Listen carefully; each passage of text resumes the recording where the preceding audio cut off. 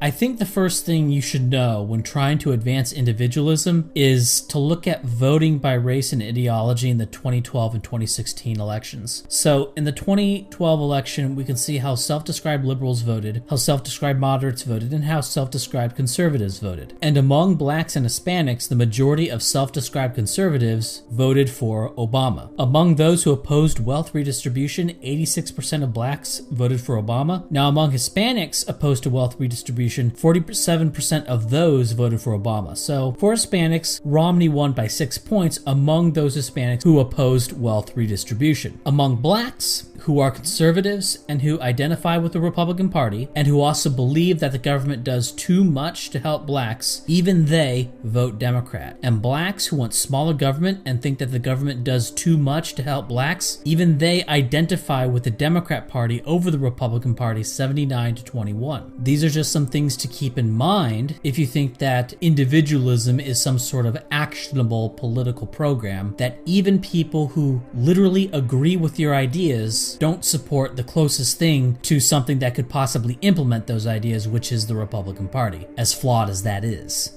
Now, among millennials, when asked to pick the 3 most important identifiers out of a list of 8 things, one of which was class, one was religion, there's a bunch of other stuff, the most common thing they picked among blacks, Asians, Hispanics, and whites was race. Yes, even among whites, race was the most common thing picked, though by thinner margins than these other groups. And I don't know if Peterson has done a survey of his audience and fans for their racial composition. I don't think he has, because he doesn't think that way. The audience of his conferences look really, really white. I suspect all the people who view him on the internet are really, really white. And so what he's doing is he's convincing mainly these people here to not think in terms of their race and think of themselves as individuals, or think of an identifier more as an ideology. Now, what would be cool is if Peterson explicitly targeted these other groups over here, these blacks, Hispanics, and Asians, and tried to get them down to the level of racial identity that whites are at,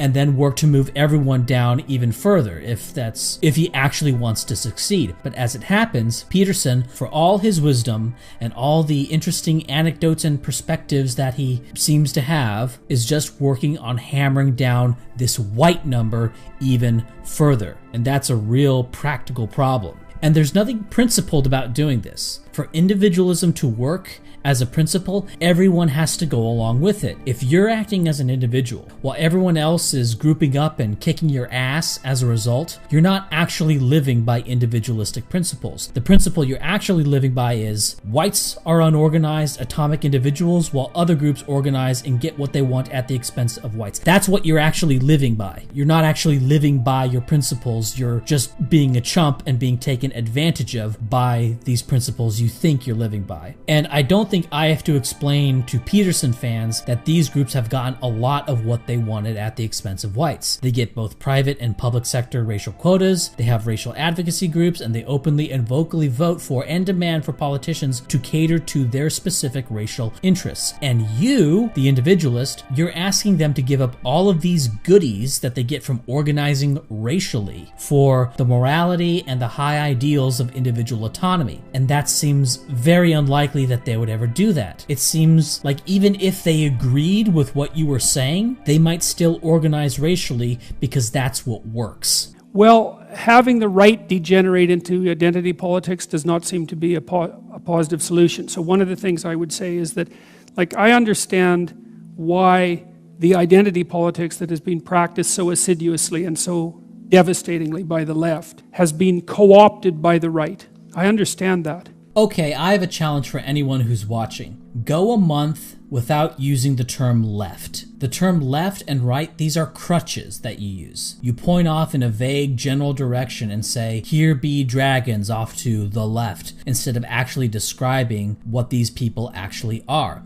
It's blacks and Hispanic racial nationalists, and increasingly now Asian racial nationalist contingent that votes on racial lines, and you got a few traitor whites who block up with them. Hispanics have more variation that lines up with their having variation in European admixture, with the whiter Hispanics being more likely to vote Republican. Most of Peterson's psychologizing of what he calls the left is really only relevant for the traitor whites, the Sarumans and the Wormtongues. But the majority of the Democrat Party today, and a growing majority of the Democrat Party, are just brown people for whom all the weird psychology of the self-described liberal that Peterson talks about doesn't apply. They're just orcs.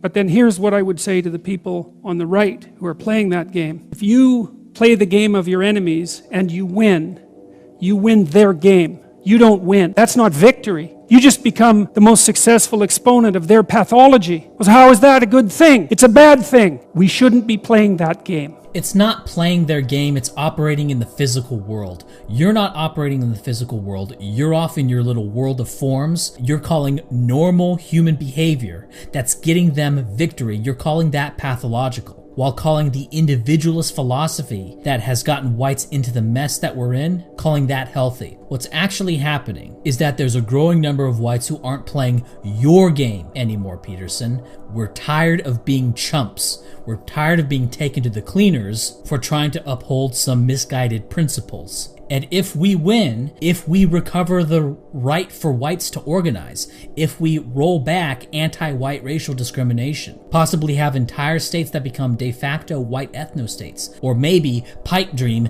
manage to break off from the US entirely, I'm sorry, that's me winning my game. That's me winning reality. And you coming in here and saying, oh, that's just you playing their game. Listen, asshole, it's called existence and survival, and the only one playing games here is you. And I've always decided against it because it seemed to me that the proper level of analysis with regards to the solution of the problem that we're facing isn't political.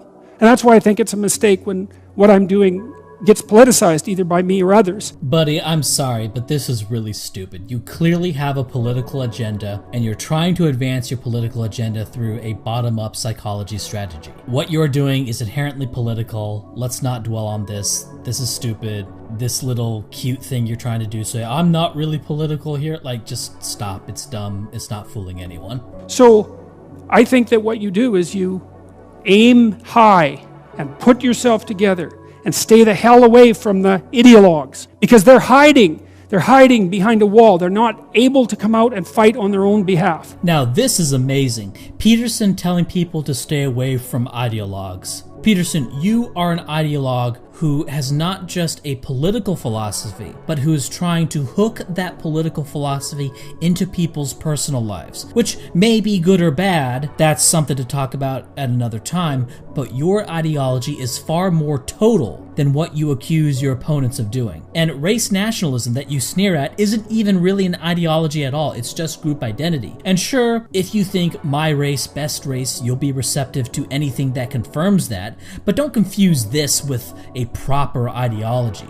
People sort of repeating things that confirms how good their group is and how bad other groups are in comparison. That's not ideology, that's just biology. White nationalism is the default for white people. It's what white people were instinctively, organically, when they came into first contact with other races. That's what the United States proved and what Canada has mostly proved. There was no doctrine telling white people to take their own side. It's not an ideology, it's just a natural will to existence. And so, the way forward through the ideological mess, and that's the lesson of Western culture, is to place the individual at the place of paramount importance and to make the group identity emerge only when necessary and secondarily, if ever. That's the lesson you draw, huh? Another lesson might be to keep your countries white or you'll end up like South Africa. Keep your cities white or you'll end up like Detroit or St. Louis. And besides, all the political ideas Peterson likes have only existed where you have whites in charge. To cavalierly separate ideas from the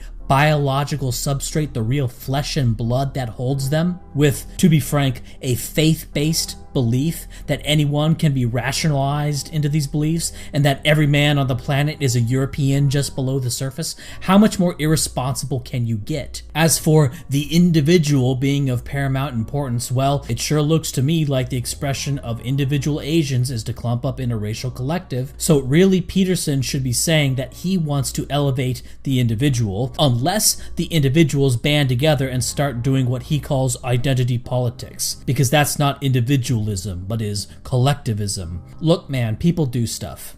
The terms individualistic and collectivistic, these are very broad, general terms. They're not precise. Don't take them so literally. And when you say things like, we have to elevate the individual over the group, okay, that reveals that you're taking the language far too literally and you don't understand that these are just very general terminologies. The world is far too complicated for statements like, elevate the individual over the collective. The problem with that fundamentally is, first of all, that those category systems are extraordinarily loose and they're indefinitely multipliable, you know, because if you take any given individual, there's probably, well, it's the postmodern problem. Haha, there we go.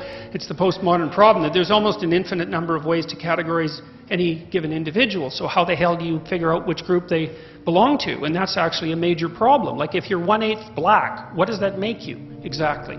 Are you black? Are you white? Are you oppressed? Are you oppressor? Are you, let's see, 1/2 as oppressed as someone who's 1/4 black? Does it work out arithmetically that way? Hey, I'm dead serious about this, man.